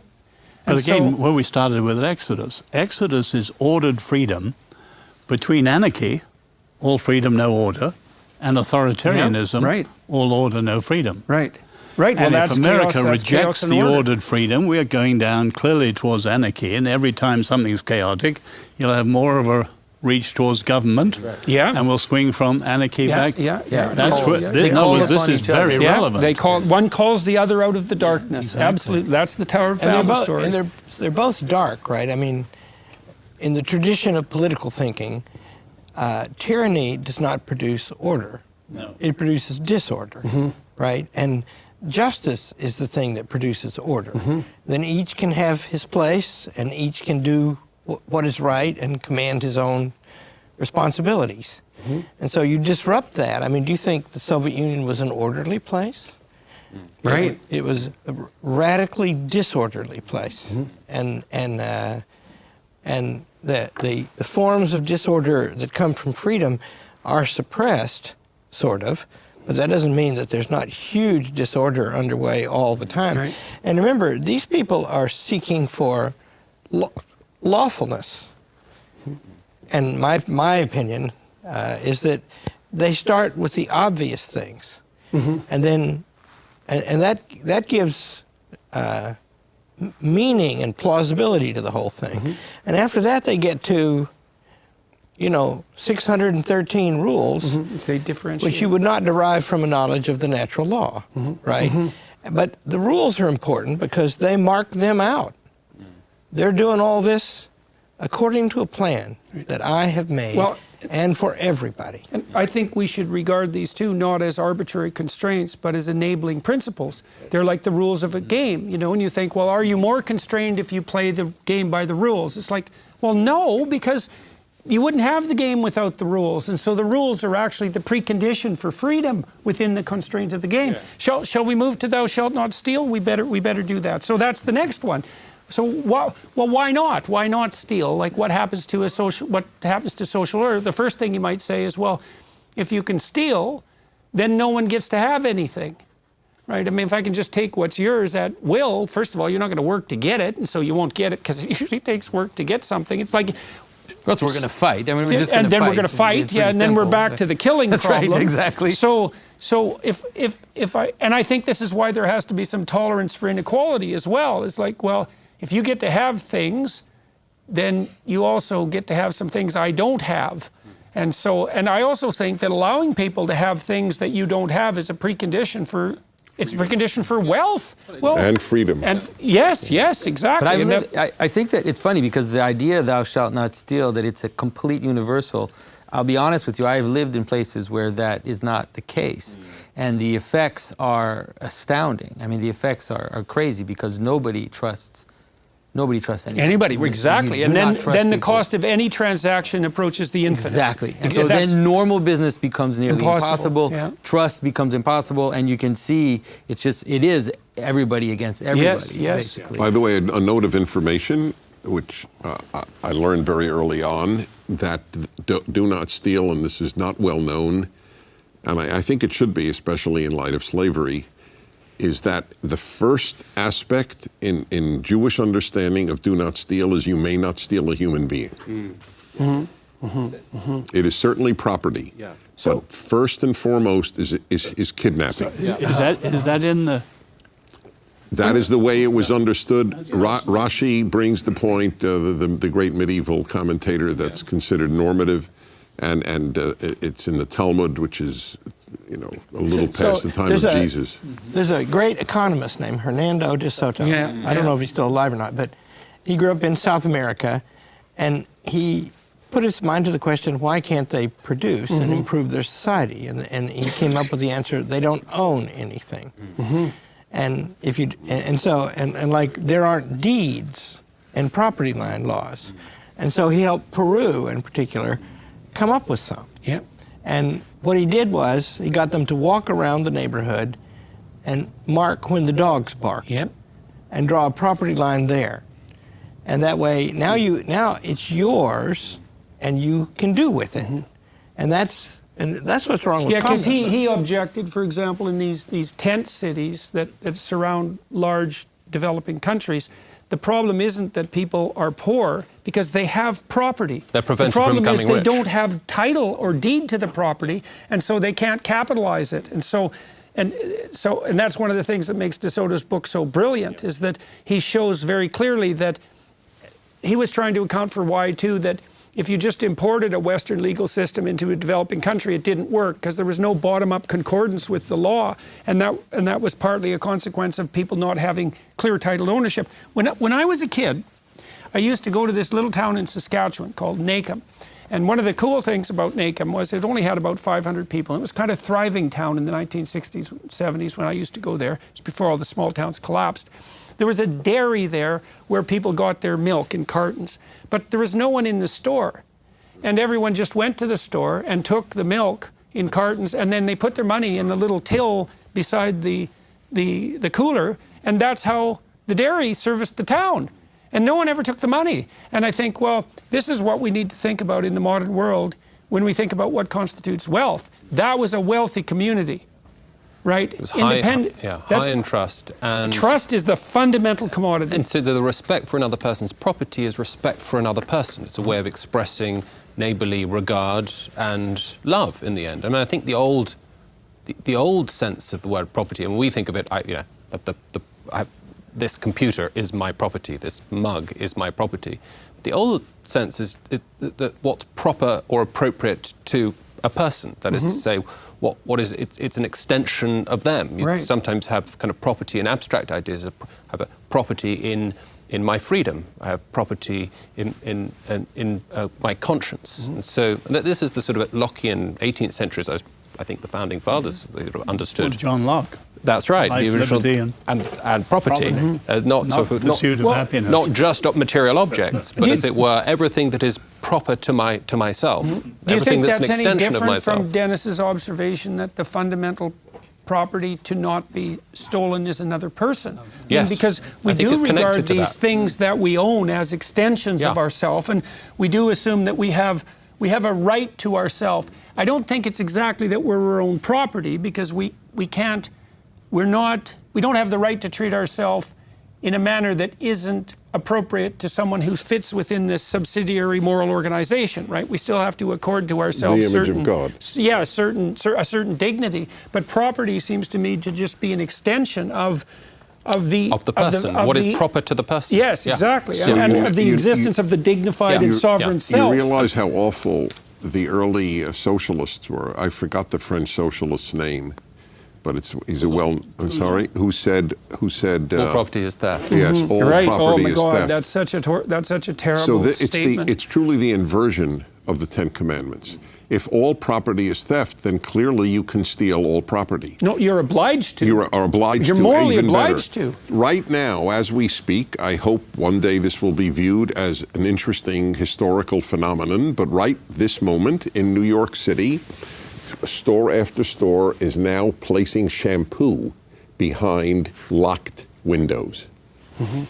That is how much theft is going on when in the New York. Soviets dekulakized the farms, the proposition essentially was all these farmers who'd clambered out of serfdom to some degree of prosperity were only prosperous in the minimum way they were prosperous because they had stolen that prosperity from their victimized neighbors. And so it wasn't only that it was okay to steal to take back that from the kulaks, but that it was a moral obligation to steal from those whose property was deemed to be theft. Right. unbelievably pathological, and it produced an unbelievably pathological outcome. Which only intellectuals believed. I had to throw that in. Luciferian rationalists, not intellectuals. I love that. Forgive me 1 second. Is that your term? Luciferian rationalists? I'll take credit for it That for is now. awesome. Yeah. Well, they're the rationalists who elevate rationality to the highest place. That's what makes them Luciferian. I love it. Right? I love it. In a way, these are the minimum conditions of any human community. I mean, if you're not alive, you're not allowed to live at all. You certainly can't participate. If you can't have a stable family, which is what adultery is protecting, both for the husband and wife trust, but also for the children's stability in relation to their parents. Then there's no family life. There's no perpetuating of human community. And if you can't, it is interesting that steal. It really is in this total way that Jonathan's saying. There is really very little meaningful or actual human activity that is not premised on not being stolen from. Yeah. There's really no economic activity. There's no stability in the world in terms of owning anything. There's no incentive. Hospitality. There's no exchange. It's absolutely at the There's heart of certainly it no all. investment in the future, because what happens to many cultures is that, and this is why that 350,000 year period of human history produced almost no incremental improvement in living standard, is that if it is the case that as soon as you produce something of excess value that you could store, which would be property, because that's what property is, if someone can just come in and take it, that generally also means they kill you. Right? They kill you and they take your property. And so if the rule is anytime anyone produces something, you can just kill them and take it, the consequence of that is pretty soon no one produces anything. And I think that amazingly brings us to the next one, which is thou shalt not bear false witness against thy neighbor, because that's a form of killing, right? If my speech is allowed to misrepresent what is real in relation to these fundamental, if I say you killed someone when you didn't, this is the ultimate condemnation of a kind of cancel culture, right? If I'm allowed to represent you with such untruth in the world that your life cannot continue, right? Because I'm representing you as having broken the commandment, for example. Right. Then you have nothing. So the truth in speech, as you so often say. Well, that might be the critical issue there. So maybe the false witness issue comes in here, because if I bear false witness on you, against you, what I'm essentially doing is suggesting that you violated one of these basic commandments. Right, so now the idea is, well, we have these commandments, we have to represent them in abstraction, that would be reputational, and now you're not allowed to make the claim that you violated this and damaged someone's reputation. And, I don't think, when we've talked in our culture a lot about virtue signaling, it's not exactly a great phrase, because really what you're trying to do when you virtue signal is you're trying to acquire reputation that you haven't earned. And the reason that people are so motivated to do that is because once you can abstract an ethic, there's actually nothing that's more valuable than your reputation, right? It's the thing upon which all the trades that you engage in with everyone else depends, right? You're as good as your reputation. And so if you can get that falsely, it's a real crime. And if you can savage it without cause, it's an equally egregious crime. And that's why psychopaths do it so often, and so narcissists and surely that's much types. worse, though, Jordan. To have an ill-gotten reputation, that's bad. But to take away someone's actually earned reputation, I know that there are, in a certain sense, two sides. It's a battle between devils. Two sides of the same coin. Yeah, they are. They're two sides of the same coin. By the way, you'll find this fascinating. The 4 prohibitions: murder, adultery, stealing, and false witness. In certain circumstances, they are all capital offenses. And that's the reason they're in the 10 Commandments. So let me very quickly explain. Murder is obvious, life for a life, and only if it's premeditated. Adultery, which needs 2 witnesses, it never happened in reality that we know of, but nevertheless it is a capital offense under certain circumstances. Stealing, kidnapping is. Stealing property is not a capital offense. That's part of the way they know that it actually meant stealing a life. And the 4th one is one I love. In the Torah itself, this is not later, if you bear false witness, you are given the punishment that would have been meted out had you been believed. So that if I testify that you committed murder and I perjured myself, I am executed. I wish we had that law today, that you are given the punishment for perjury that would have been meted out had we believed you. Well, part of what's clean up the social media. Well, part of what's fast. pathologized social media at the moment, and this is why I've been objecting to at least a certain kind of anonymity, is that you can cast out reputational aspersions at not only at zero cost, but you can monetize that. And that's really not, to me, what that indicates. I've talked to a bunch of psychologists about this recently because we've been looking at what personality attributes go along with online reputation savaging, let's say. And they're exactly what you'd expect. It's narcissism, Machiavellianism, psychopathy, and sadism. And they just added sadism, the psychologists, in the last few years because the first three weren't quite bitter enough. And so we're in a situation, one of the things that virtualization does is enable the bearing of false witness, no punishment. And it means it's enabling the psychopaths. It's a very bad thing. So, all right, let's move to the next one. Thou shalt not covet thy neighbor's house. Thou shalt not covet thy neighbor's wife, nor his manservant, nor his maidservant, nor his ox, nor his ass, nor anything that is thy neighbor's. It's interesting first that this isn't just no killing, no murder. It's actually fairly detailed. And I think the reason for that is that in some sense, this is the most tempting and subtle of the terrible sins. And so it needs the most delineation. It's like, covet, why does that matter? I just want what you have. It's like, no, you don't understand. It really matters that you don't do that. And it matters so much, we're going to detail it. And I think part of the reason, too, again, is that if you're allowed to covet, if that's not regarded as a moral sin, then anything that your neighbor has attained that is more than you've attained, or anything that anyone's attained that's more than you have attained, or that anyone else has attained, is now fair game. And that means, well, that's the end of attainment as far as I can tell. That's the end of any differentiation of qualitative achievement if you can covet. And I would say, I think the spirit of Marxism in the most fundamental sense is a covetous spirit. I really believe that. That's why envy. Property is theft. Envy, resentment. Absolutely. It is the Nietzsche's philosophy of, it is, ressentiment, exactly that. And Nietzsche did a lovely job of delineating that. If you take James's idea that it's all what's proper to us, you could almost say the commandments begin, no other gods. And in a sense, they end, no other goods. In other words, another man's wife or his property or whatever, that's his, not mine. But just to press hard on this, though, and I think this comes back to the distinction Dennis is making between perhaps Christianity and Judaism. I mean, it's very clear. We've already covered you're not allowed to commit adultery, you're not allowed to steal. The coveting is totally internal act, is it not? So why is the coveting Well, how does forbidden? that fit with what Dennis said? Well, yeah. Because again, it's very important to understand, and it's the reason that it gives specifics. So let's use the specific. So I can say, you know, I would really like a woman like my neighbor's wife. That's not coveting. I want my neighbor's wife is coveting. I would like a house like my neighbor's house is not. It might be envy, it might be jealousy, it might be unhealthy, but it's not coveting. I want my neighbor's house is coveting. So coveting is the desire to put it into action. Which leads to stealing and adultery and murder. That's what I said. The 10th is the basis of the previous 4, and the 5th is the basis of the first 4.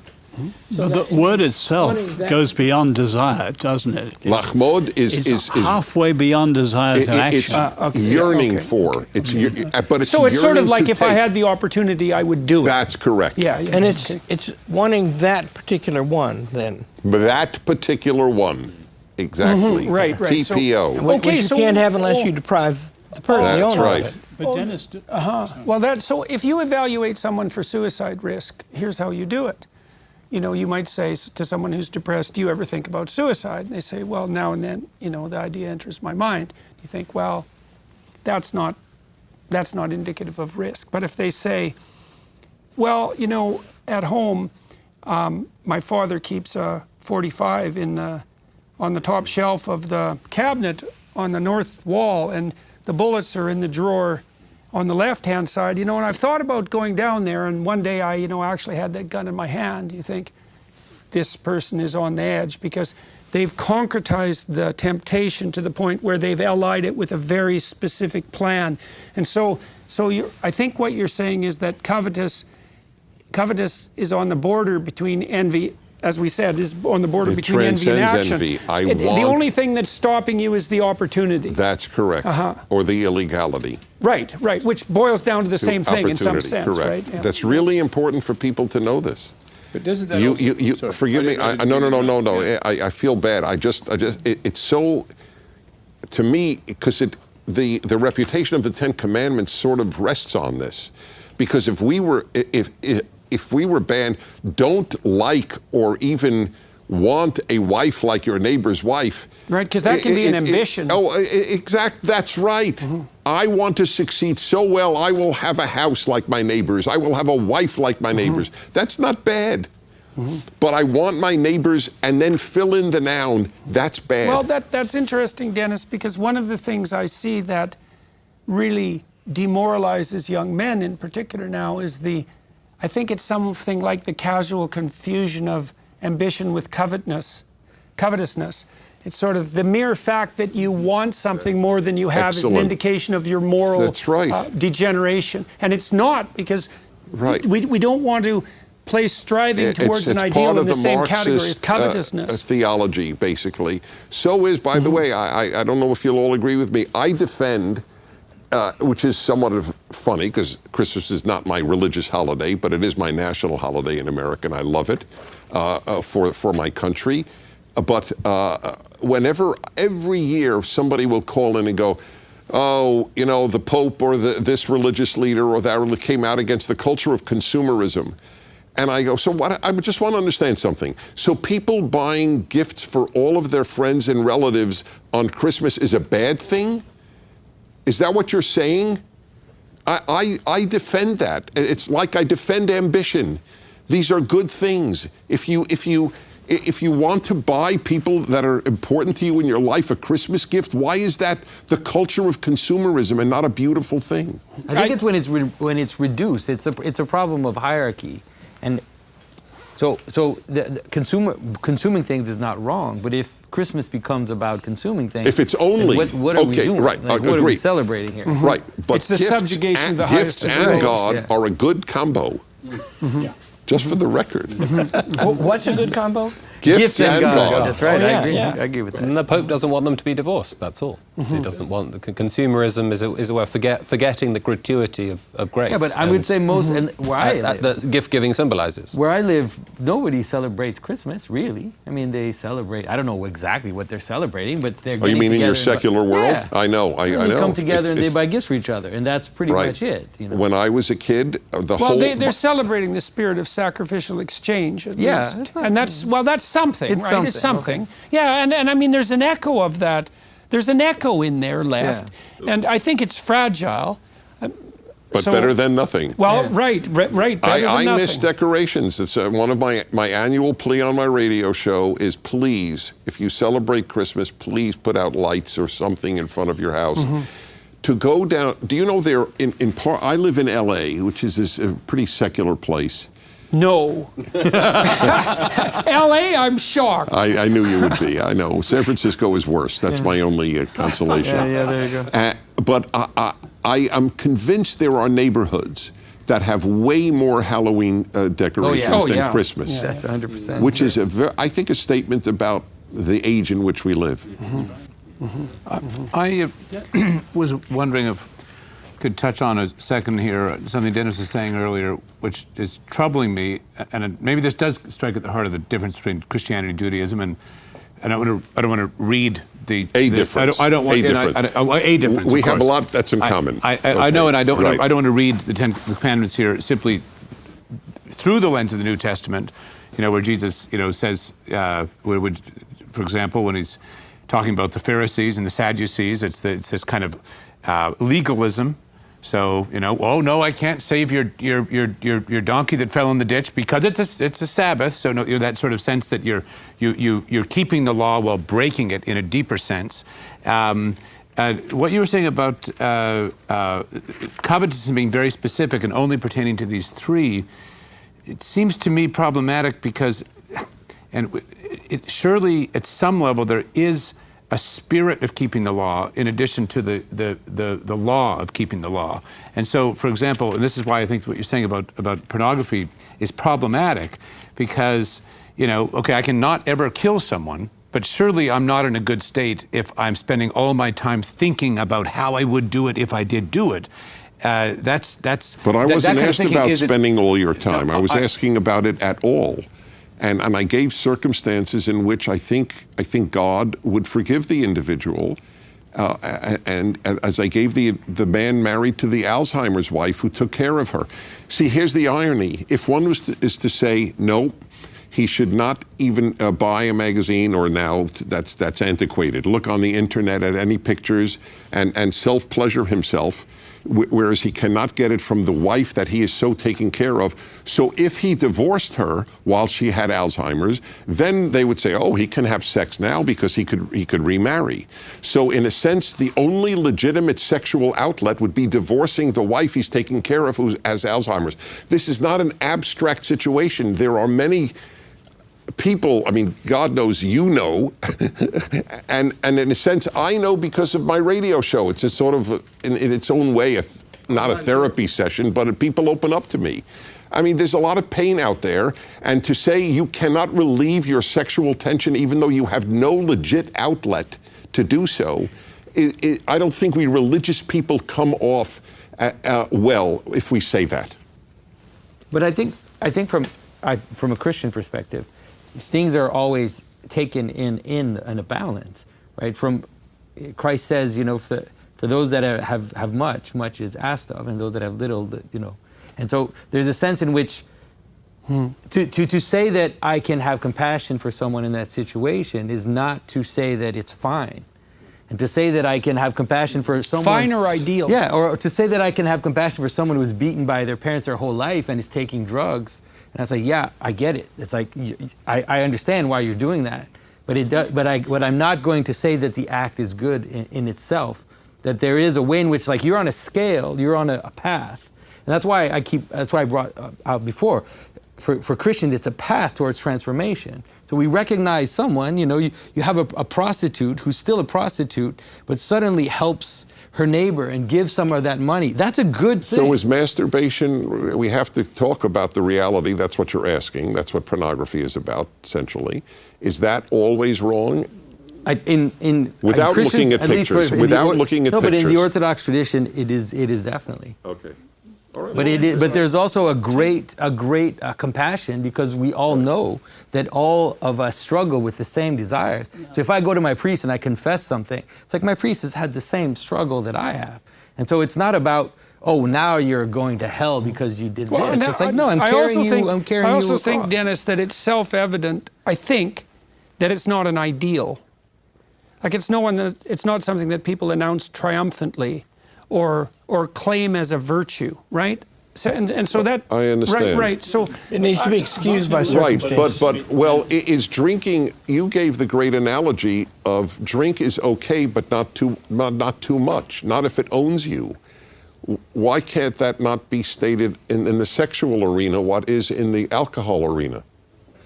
Nobody brags about drinking. Well, that's not true. Some people are connoisseurs. But nobody regards it as a moral virtue. Yes, exactly. Yeah. That's right. And so why is the analogy that you gave not apt here? I'm not necessarily claiming that it is. I do. Well, I think maybe part of it's an issue of the difficulty of fringe and border.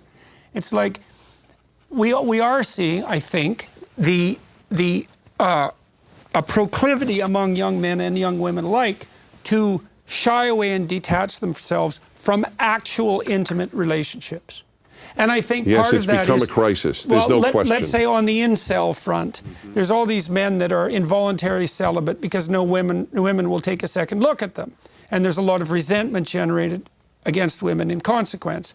And I think part of the reason that the incel phenomenon exists, there's many reasons, is that pornography provides an easy way out.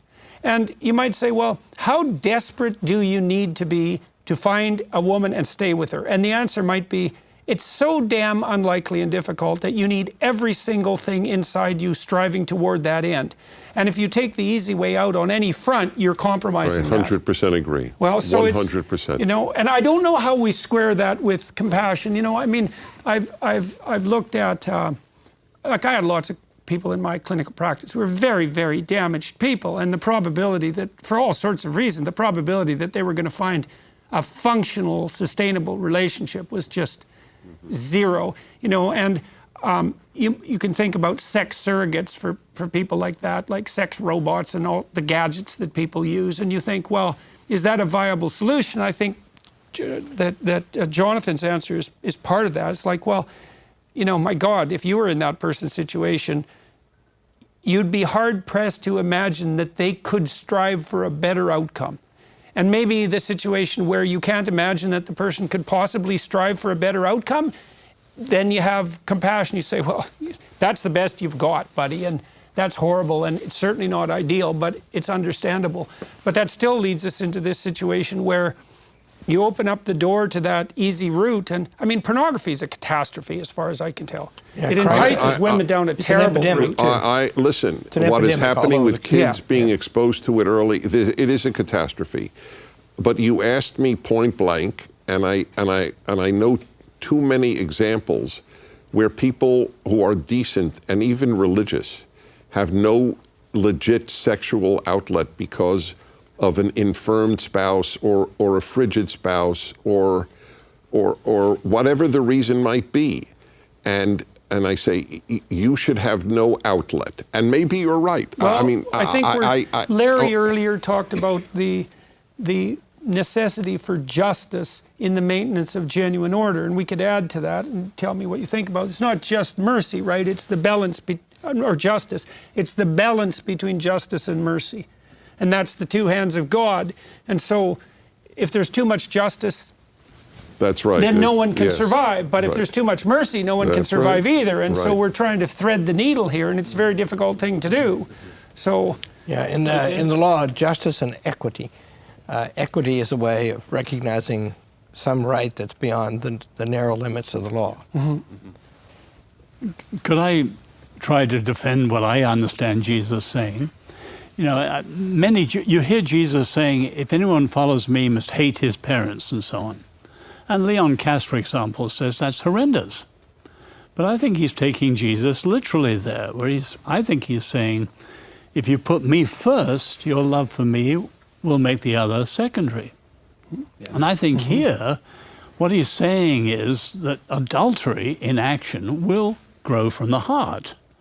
And I think that overlaps with this. And I've always understood. With covetousness. Isn't your Jewish word tzimtzum or something like that? Limitation, yes. In other words, freedom begins in the heart, and God will never invade our hearts.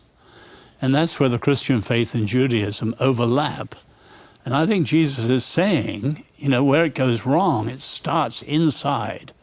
It starts in the heart. Now, Luther tackles this, and he says, you know, we'll always fall short of the ideal. So he says, we're always sinners, always penitent, always justified, all at one and the same time.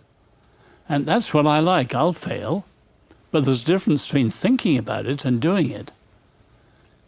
So I have a theory that I'm honored to bounce off you. When you cited Jesus speaking about the Pharisees, let's say, not saving an animal that fell into a pit because it's working on the Sabbath. First of all, I believe they'd be violating Jewish law if they didn't save the donkey, because there's a Jewish law, Tsar Ba'alei Chayim, the pain of a living creature, and you must limit that. There are many Torah laws. You cannot muzzle an ox when it is in the field. However, I have a theory for you. I think that Jews, the great strength of Judaism and the great strength of Christianity like the great strengths in our individual lives, can often lead also to great problems. You're a particularly beautiful woman, it's a blessing, but it can come with a lot of prices, to give a simple example. So I think the great strength of Judaism has been its law. The great strength of Christianity has been faith. And I believe that both faith and law can be false gods. Well, I also don't think we should assume that Jews are any more pharisaical, let's say, than Christians. Right? The Pharisees in this particular narrative are the legalists who take the Lord's name in vain in some real sense. Right? So we don't want to just identify the Pharisees with the law per se. It's a deeper critique than that. And the confusion on that front has led to no shortage of trouble. Let's continue with the story here. Okay, so we're done with the coveting. And the commandments. And the commandments. And so now we go back to the story.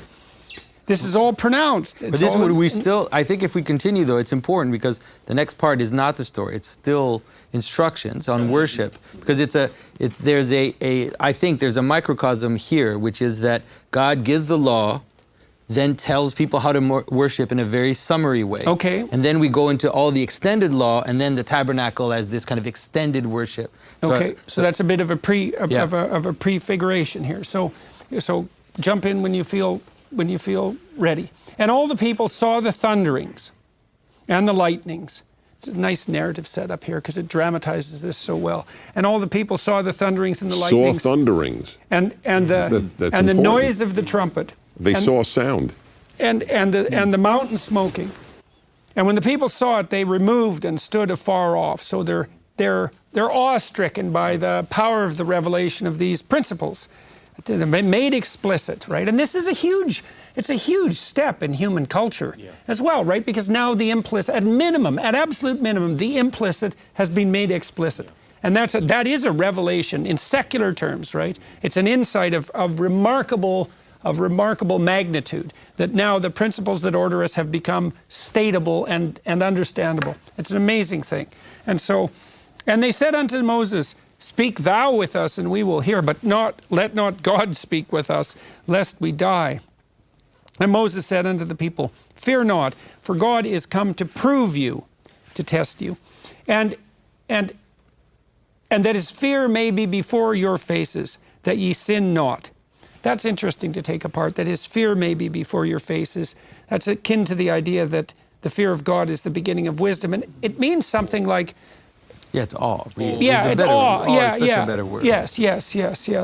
And to maintain yourself in proper relationship to that which is transcendent. That's partly what the narrative is trying to do here, is that the source of these principles is something extremely high, mighty, and worth being necessarily subservient to, even though you're in relationship to it. And when you forget that, that's when you're going to lose the terror that would otherwise orient you properly. In my clinical practice, one of the things I used to do with people when they were thinking about their positive future, I used to get them to lay out their negative future. It's like, okay, you've got a bunch of problems, and we've kind of laid them out. Let's develop a vision of the future where all those problems, your weaknesses, your temptations, they get the upper hand, and you let them take you over. It's like, what does it look like 5 years down the road? Everybody would think. First of all, everyone knows what that would look like, even though they never want to look at it. And you get people to delineate out that the consequences of deviating from that ideal in the direction they're tempted, then it's something that they hold as a properly orienting fear, right? Why shouldn't you wander off the path? Well, you won't get to where you're going. It's like, yeah, that's a good reason. How about wander off the path and see what sort of hell awaits you? That's a lot better orienting principle. It's like, I want to get somewhere for sure, and I definitely don't want to fall off the edges of the world. So, fear not, for God is come to prove you, and that his fear may be before your faces, that ye sin not. So, this is a device that Shakespeare uses all the time. So, if you read the passages after the murder of Duncan in Macbeth, There's storms and horses. Nature responds. Yeah, that's right. In other words, Forests move. all testimony of the physical world says this was a horrid act, right?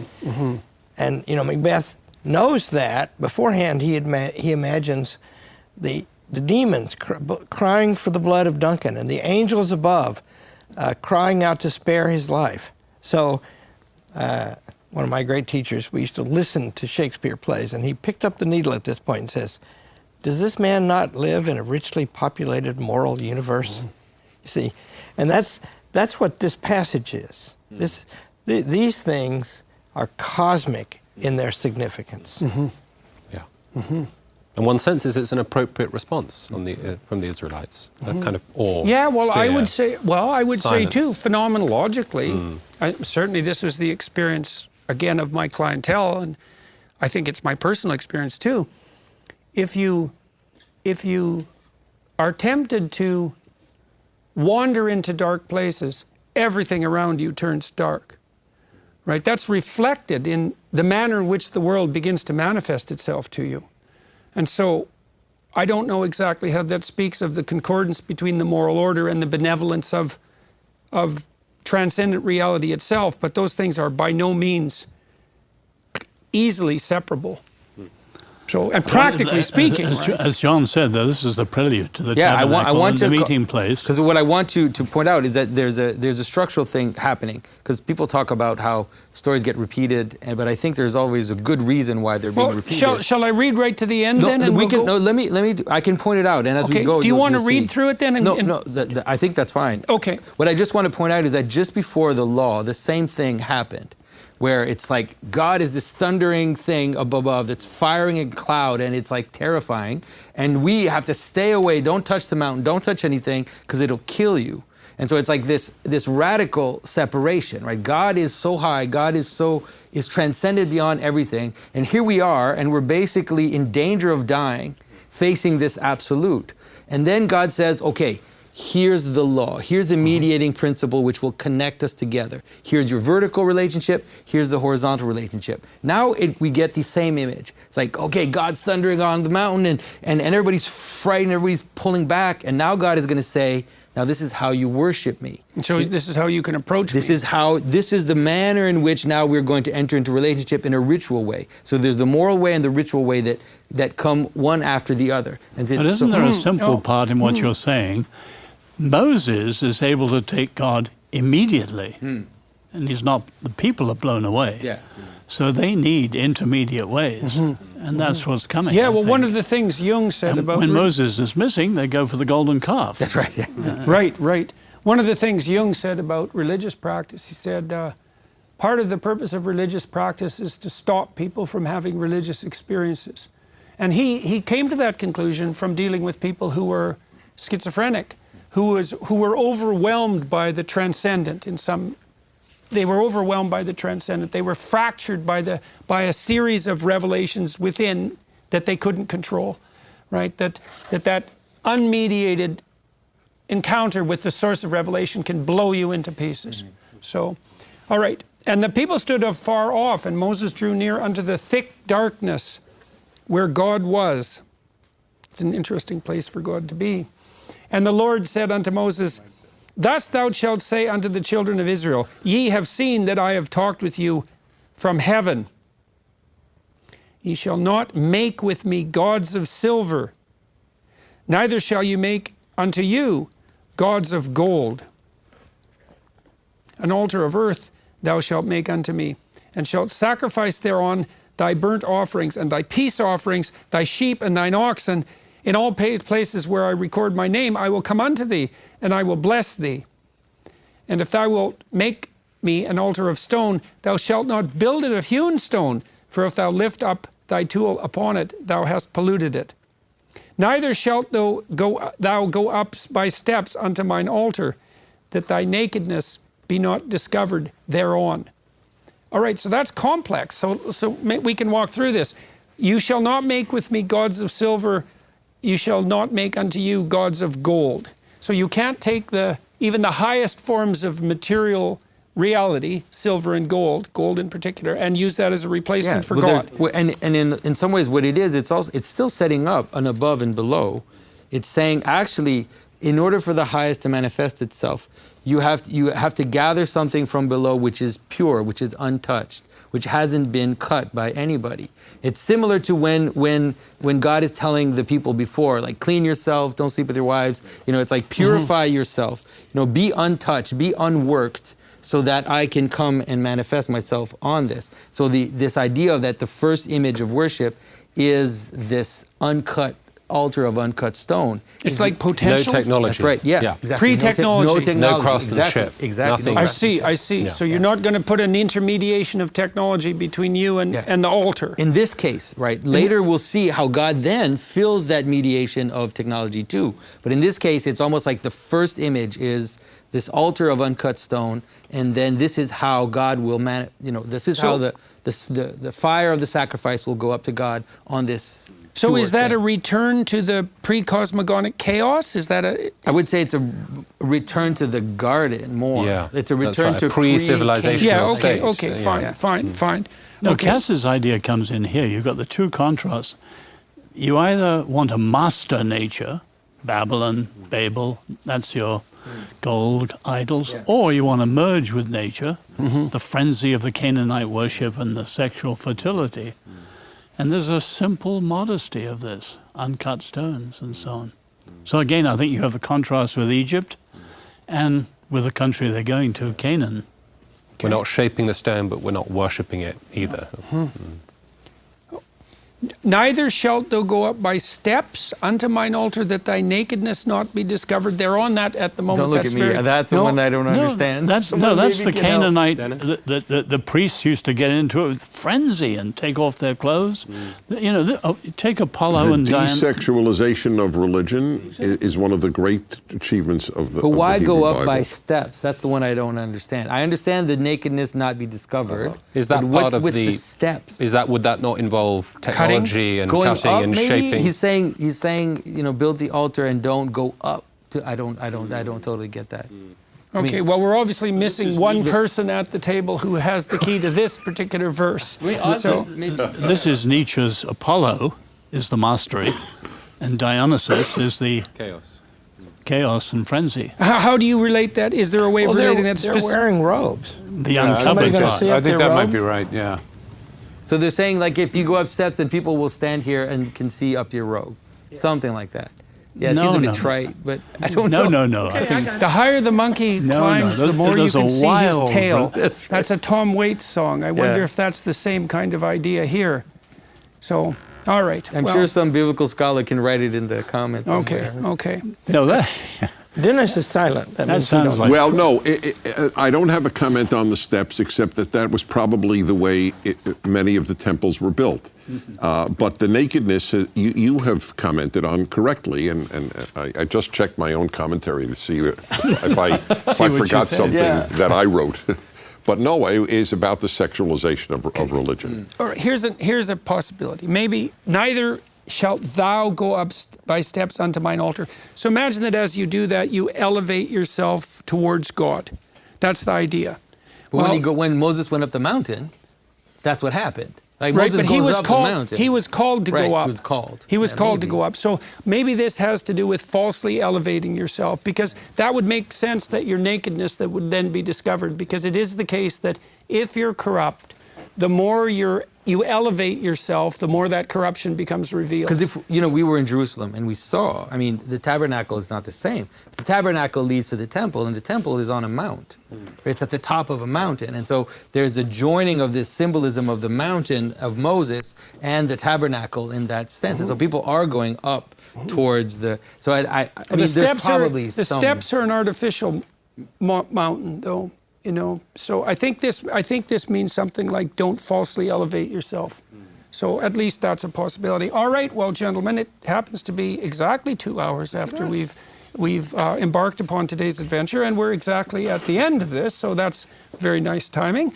And so maybe that means we're in the right place doing the right thing. Wouldn't that be lovely? And so For everyone who's watching and listening, thank you very much to the Daily Wire Plus folks who facilitated this discussion. Our appreciation to all of you who've participated so eloquently today. It's much appreciated. I always learn plenty when I sit and listen to you guys talk. And so onward and upward to session 11 of the Exodus seminars tomorrow.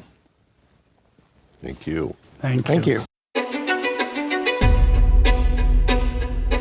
In other words, the principle is, Bob Dylan, you got to serve somebody. Right. So there's, But this service, we have a prayer in the Anglican service book, your service is perfect freedom. And that's Moses, the servant of the Lord.